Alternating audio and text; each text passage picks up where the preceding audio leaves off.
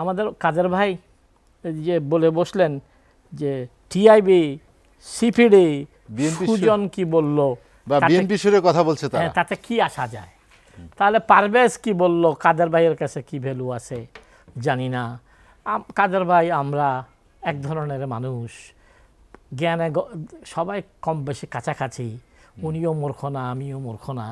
তো সো এখানে এসে কথা বলছি জাতিকে অ্যাড্রেস করে, উনি ভালো জানেন ওনার কথা কয়জন বিশ্বাস করে আর প্রফেসর পারভেজের কথা কয়জন বিশ্বাস করে।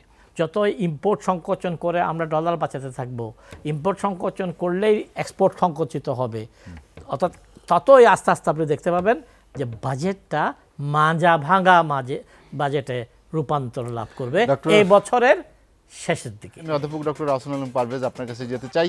আমরা যেটি শিরোনাম আছে, বাজেট নিয়ে অনেক কথা হচ্ছে, এর অনেকটাই রাজনৈতিকভাবে অনেকভাবে সমালোচনা করা হচ্ছে, আবার আরেক পক্ষ অনেক স্তুতি গাইছেন যে খুব ভালো বাজেট হয়েছে। আসলে রিয়েল ফ্যাক্টটা কি? বাজেট কতটা চ্যালেঞ্জিং? আপনার মাধ্যমে আপনাদের কোটি দর্শককে সালাম। আজকে রাত 12টার পরে আমার জন্মদিন, তাই ডবল সালাম। আপনাকে হ্যাপি বার্থডে জানাতে চাই।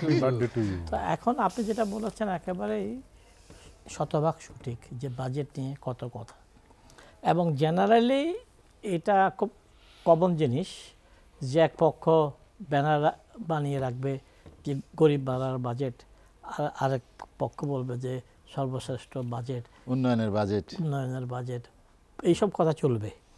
কিন্তু আমি যে জিনিসটা আজকের এই জ্ঞানী মানুষদের সামনে বলতে চাই, বাজেট নিয়ে এত কথা হওয়ার পিছনে অর্থমন্ত্রী নিজেই দায়ী।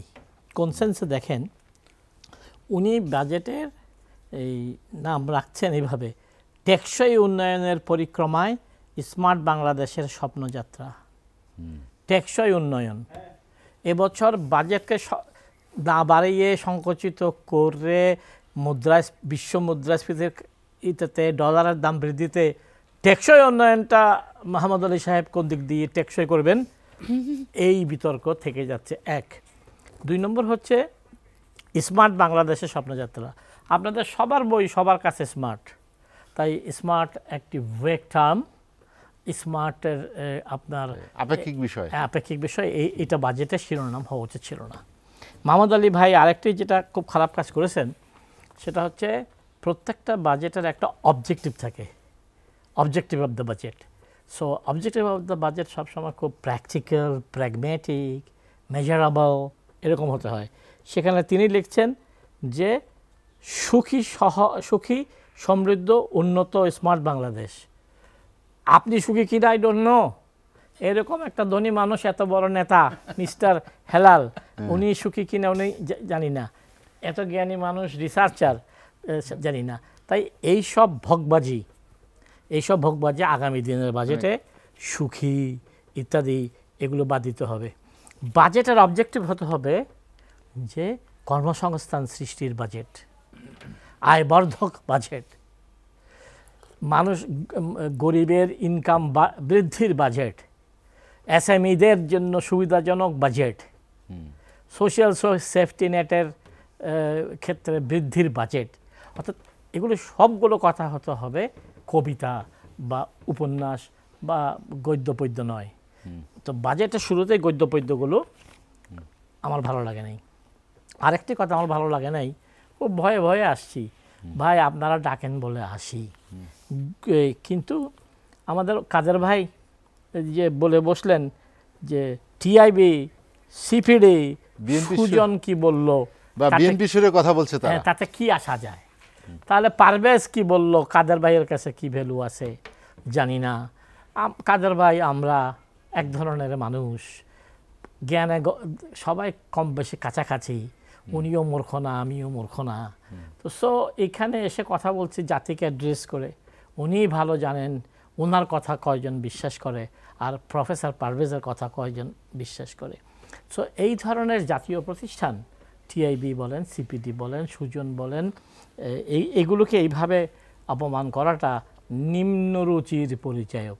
আমি মাননীয় প্রধানমন্ত্রীর কাছে এটা একটা কমপ্লেইন দিতে চাই, আমাদেরকে আস্তে আস্তে স্মার্টের সাথে ভদ্রতার সম্পর্ক আছে, অভদ্রকে আপনি স্মার্ট বলতে পারেন না, তো মন্ত্রীদের অভদ্র উচ্চারণকে স্মার্ট বলতে পারেন না।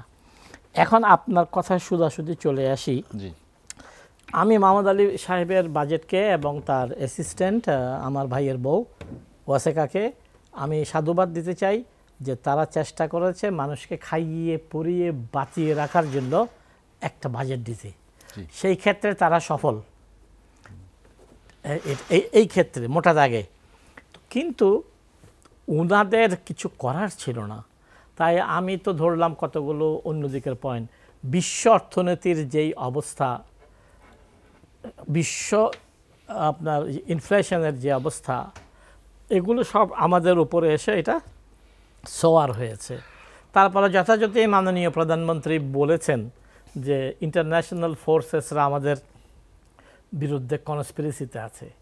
তো সব কিছু মিলে বাজেট এর চাইতে ভালো হতে পারতো কি না আমি জানি না, কিন্তু বাজেটে যে জিনিসগুলো পড়াশোনা করলে ধরা পড়তো সেটা হচ্ছে যে ইনফ্লেশন এমনি পাগলও বলে ছাগলও বলে যে ফুড অ্যান্ড দুটোটা মিলে 9+ বা অ্যারাউন্ড 10, কেউ কেউ বলে 2 ডিজিট।